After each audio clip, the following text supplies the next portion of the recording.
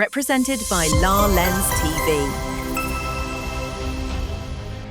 భారతదేశంలో చిన్న పెద్ద అనే తేడా లేకుండా ఎవ్వరు పడితే వారు సోషల్ మీడియాలో అసభ్యకరమైన పోస్టులు ఒక సంస్థకి కానీ ఒక దేశానికి సంబంధించినటువంటి విషయాలను కానీ కించపరిచే విధంగా మహిళలకు చిన్నారులకు సంబంధించినటువంటి అశ్లీలమైన చిత్రాలు లేదంటే అశ్లీలమైనటువంటి వ్రాతలు రాయడం వల్ల చాలామంది పైన కేసులు బనాయించడం జరుగుతుంది.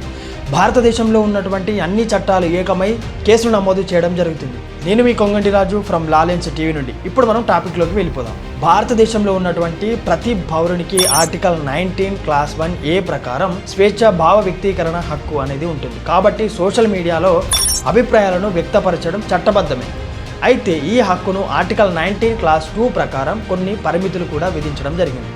ఒక సోషల్ మీడియా పోస్టు మత విద్వేషాన్ని రెచ్చగొట్టినా కూడా, హింసకు ప్రేరేపించినా కూడా, దేశ భద్రతకు హాని కలిగించినా కూడా, ఫేక్ న్యూస్ ద్వారా ప్రజలలో భయం లేదా అశాంతిని సృష్టించినా కూడా, లేదా ఎవరి గౌరవాన్ని దెబ్బతీసేలా అంటే డిఫమేషన్ ఉండేలా ఉన్నా కూడా సంబంధిత చట్టాల ప్రకారం పోలీసులు కేసు నమోదు చేసి అరెస్టు చేయవచ్చు. కానీ కేవలం ప్రభుత్వంపై విమర్శలు చేయడం లేదా వ్యక్తిగత అభిప్రాయాలను చెప్పడం మాత్రం కారణంగా అరెస్టు చేయడం చట్టబద్ధమైంది కాదు. అయితే అరెస్టు చేసే సమయంలో కారణాన్ని తెలియజేయాల్సి ఉంటుంది మరియు నేర స్వభావం ఆధారంగా బెయిల్ వస్తుందా రాదా అనే విషయంపై ఆధారపడి ఉంటుంది. కాబట్టి ప్రతి ఒక్క సోషల్ మీడియా పోస్ట్కి అరెస్టు కాదు, కానీ చట్టబద్ధమైన చట్ట విరుద్ధమైన కంటెంట్ పెడితే మాత్రమే లీగల్ యాక్షన్ తీసుకునే అవకాశం అనేది ఉంటుంది. అయితే సోషల్ మీడియాలో ఒక పోస్ట్ చేసినందుకు ఒక స్పెషల్ చట్టం ఆటోమేటిక్గా అతనిపైన అప్లై అవుతుందా అనేది కాదు. ఆ పోస్ట్ ఏ రకమైన కంటెంట్ ఉందో, దానివల్ల ఎవరికి ఎలాంటి నష్టం ఉంటుంది, ఆ నష్టం యొక్క ప్రభావం ఏమిటి, ఎంత నష్టం కలిగి ఉంటుంది అనే దాని మీద ఆధారపడి వేరువేరు చట్టాలు అనేవి వర్తించడం జరుగుతుంది. భారతదేశంలో ముఖ్యంగా చట్టాలు అండ్ సెక్షన్స్ అప్లికేబుల్, ఎలాంటి రకాలైనటువంటి చట్టాలు ఏ రకమైన సెక్షన్లు అప్లికేబుల్ అవుతాయి అనే విషయం గురించి ఇప్పుడు మనం చూద్దాం. మొదటగా డిఫమేషన్ అనేది ఒక వ్యక్తి గౌరవాన్ని దెబ్బతీసేలా అబద్ధపు ఆరోపణలు లేదా అపకీర్తిమైన మాటలు పోస్టు చేస్తే భారతదేశంలో ఉన్నటువంటి న్యాయ సంహిత BNSలో ఒక డిఫమేషన్కు సంబంధించిన సెక్షన్స్ వర్తిస్తాయి.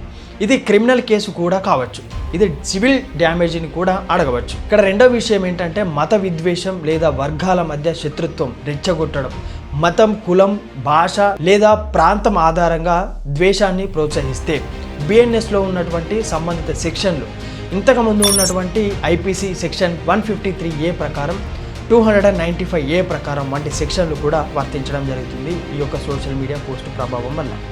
ఇక్కడ మూడో విషయం ఏంటంటే ఫేక్ న్యూస్, అబద్ధపు సమాచారం ప్రజలలో భయం, అశాంతి లేదా గందరగోళం సృష్టిస్తే IPC సెక్షన్లో ఉన్నటువంటి 505 వంటి సెక్షన్లు కూడా క్రిమినల్ కేసును నమోదు చేయవచ్చు. నాలుగవది ఏమిటంటే దేశ భద్రతకు హాని కలిగించే పోస్టులు, అంటే దేశద్రోహం, ఉగ్రవాదానికి మద్దతుగా ప్రభుత్వాన్ని బలవంతంగా కూల్చాలని పిలుపు ఇవ్వడం, ఇలాంటి పోస్టులు చేస్తే జాతీయ భద్రతకు సంబంధించినటువంటి కఠినమైన చర్యలు వర్తిస్తాయి వారిపైన. ఇక్కడ ఐదో విషయం ఏంటంటే IT యాక్ట్ 2000 అనే యాక్ట్ మనకు భారతదేశంలో ఉంది. అది ముఖ్యంగా సెక్షన్ 67 ప్రకారం అసభ్యకరమైన లేదా అశ్లీల కంటెంట్ ఆన్లైన్లో ప్రచారం చేస్తే కేసు పెట్టడం అనేది జరుగుతుంది. మహిళలు లేదా పిల్లల యొక్క గౌరవానికి భంగం కలిగించేటువంటి కంటెంట్ మరింత శిక్షను విధించేటువంటి చట్టాలు కూడా ఉండడం జరిగింది. ఇక్కడ ఆరో విషయం ఏంటంటే ప్రైవసీ అండ్ హరాస్మెంట్ లా, అంటే ఒకరి వ్యక్తిగత ఫోటోను, డాటాను అనుమతి లేకుండా షేర్ చేయడం, సైబర్ బుల్లింగ్, స్టాకింగ్ వంటి వాటిపైన సంబంధిత సెక్షన్లు కూడా వర్తించడం జరుగుతుంది. కాబట్టి ఒకరి మనసు దెబ్బతిన్నది అనే కారణం మాత్రమే సరిపోదు. చట్టపరంగా నేరం నిరూపించడానికి ఆ పోస్టు వల్ల చట్టం పేర్కొంటున్న విధానం నష్టం, విద్వేషం, హింస లేదా అపకీర్తి కలిగి ఉందని చూపించారు. ప్రతి కేసులో స్వభావం, ఉద్దేశం అంటే ఇంటెన్షన్, దాంతోపాటుగా ప్రభావం, ఇంపాక్ట్ పరిశీలించి సంబంధిత చట్టాలను అప్లై చేయాల్సి ఉంటుంది. అందువల్ల సోషల్ మీడియా పోస్టు ప్రభావం చిన్నదైనా పెద్దదైనా అది చట్ట విరుద్ధమా కాదా అనేది ప్రధాన విషయం. ఫ్రీడమ్ ఆఫ్ స్పీచ్ ఉన్నా అది అబ్సల్యూట్ రైట్ అనేది కాదు. ఎందుకోసం అంటే రీజనబుల్ రెస్ట్రిక్షన్స్ కూడా ఉంటాయి ఫ్రీడమ్ ఆఫ్ స్పీచ్ పైన. ఇప్పుడు మనం ఒక చాలా సున్నితమైన కానీ చాలా ముఖ్యమైన విషయం గురించి మాట్లాడుకుందాం. అదేమిటంటే సోషల్ మీడియాలో అసభ్యకరమైన పోస్టులు, ఇతరుల యొక్క మనసును దెబ్బతీసే కామెంట్లు, ముఖ్యంగా మహిళల యొక్క ఫోటోలపై అవమానకరమైన వాక్యాలు రాసినట్లయితే వాటికి గల శిక్షలు మరియు సెక్షన్స్, చట్టాలు ఏమున్నాయని తెలుసుకుందాం. ఇలాంటివి ఆపడానికి భారత్లో కొత్త చట్టాలు కావాలా అంటే లేదు, ఇప్పుడు ఉన్న చట్టాలే సరిపోతాయి. నిజం చెప్పాలంటే భారతదేశంలో చట్టాల కొరత అనేది లేదు, బోలెడని చట్టాలు ఉన్నాయి. ఇక్కడ IT యాక్ట్లోని section 67, section 67A, section 67B ఇలాంటి సెక్షన్స్ ఉన్నాయి. ఇందులో BNSలోని defamation, hate speech, public mischief వంటి శిక్షలు కూడా ఉండడం జరిగింది. అయితే మహిళల గౌరవాన్ని కాపాడే ప్రత్యేకమైన చట్టాలు కూడా ఉన్నాయి. పోక్సో యాక్ట్ వల్ల పిల్లల కోసం రక్షణ కల్పించే విధంగా పోక్సో యాక్ట్ను రూపొందించడం జరిగింది. అంటే చట్టాలు లేవు అని కాదు, అమలు సరిగ్గా జరుగుతుందా అనే విషయంపై మనం ప్రశ్న వేసుకోవాల్సిన అంశం. అయితే ఇక్కడ అసభ్యకరమైన పోస్టులు పెట్టేవారు ఎవరు? ఇది ఒక కేటగిరీకి సంబంధించిన వారు కాదు. చదువుకొని వాళ్ళు చేస్తారనేది అనుకోవడం చాలా తప్పు. చదువుకున్న వాళ్ళు కూడా ఇలాంటి అసభ్యకరమైన అశ్లీల ప్రాతలు రాయడం కానీ, అశ్లీల పోస్టులు చేయడం కానీ,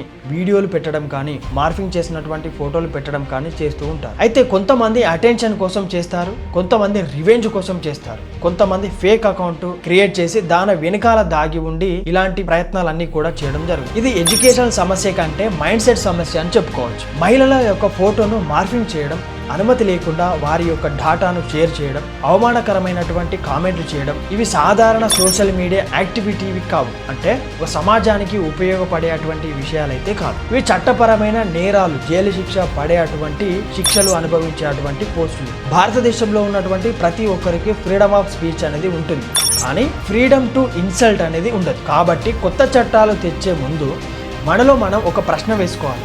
నేను పెట్టే పోస్టు ఒకరికి గౌరవాన్ని ఇస్తుందా లేక గాయం చేస్తుందా? చట్టాలు చాలానే ఉన్నాయి, మారాల్సింది మన మైండ్ సెట్ మాత్రమే. చివరగా నేను చెప్పాలనుకునేది ఒకటే, సోషల్ మీడియా ఒక శక్తివంతమైన ప్లాట్ఫామ్. అది మంచి కోసం ఉపయోగిస్తే అవగాహన అనేది పెరుగుతుంది, దుర్వినియోగం చేస్తే జీవితాలను నాశనం చేస్తుంది. అసభ్యకరమైన పోస్టులు, మహిళలపై అవమానకరమైనటువంటి వాక్యాలు చేయడం, ఇతరుల యొక్క మనసును దెబ్బతీసేలా కంటెంట్ రాయడం, ఇవి సాధారణమైనవి కావు, చట్టపరమైన నేరాలు. భారతదేశంలో ఇప్పటికే సరిపడా చట్టాలు బోలెడున్నాయి. ఫ్రీడమ్ ఆఫ్ స్పీచ్ అనేది మన హక్కు, కానీ అది బాధ్యతతో ఉండాల్సిన అతిపెద్ద విషయం. సోషల్ మీడియాలో ఏదైనా పోస్టు చేయడానికి ముందు ఒకసారి ఆలోచించాలి. ఈ పోస్టు నా కుటుంబం గురించి అయితే నేను సహిస్తానా? నేను నా కుటుంబ విషయాలు సోషల్ మీడియాలో పెట్టని వ్యక్తిని నేను ఇతరుల యొక్క కుటుంబ విషయాల గురించి ఎందుకు పెట్టాలి? ఇలా అసభ్యకరమైన పోస్టులు చేసేవారు ఎవరికి వారు ప్రశ్న వేసుకోవాలి. మనసును గాయపరచడం సులువు, కానీ గౌరవాన్ని నిలబెట్టుకోవడం చాలా గొప్ప పని. కానీ సోషల్ మీడియాను ఒక ఆయుధంలా కాదు, బాధ్యతతో కూడినటువంటి వేదికగా ఉపయోగించుకోవాలి. ఇదంతా కూడా